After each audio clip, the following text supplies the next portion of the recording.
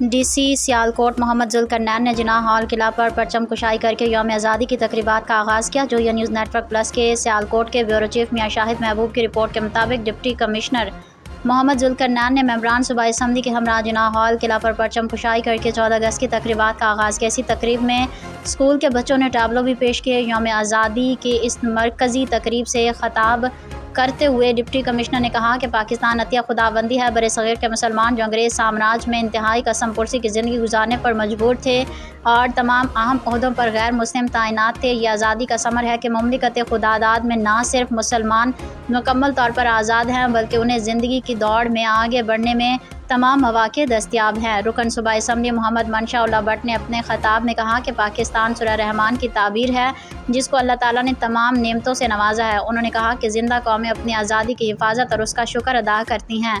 انہوں نے کہا کہ اس سال آزادی منانے کے لیے پلانٹ فار پاکستان مہم کے تحت ایک فرد ایک شجر کے تحت درخت لگائیں اور ملک کو موسمی تبدیلیوں سے محفوظ رکھنے میں اپنا کردار ادا کریں۔ اس سے قبل جناح ہال قلعہ پر پرچم کشائی کی رسم ادا کی گئی جس میں پنجاب پولیس تنظیم، شہری دفاع اور ریسکیو 1112 کے جوانوں نے قومی پرچم کو سلامی پیش کی۔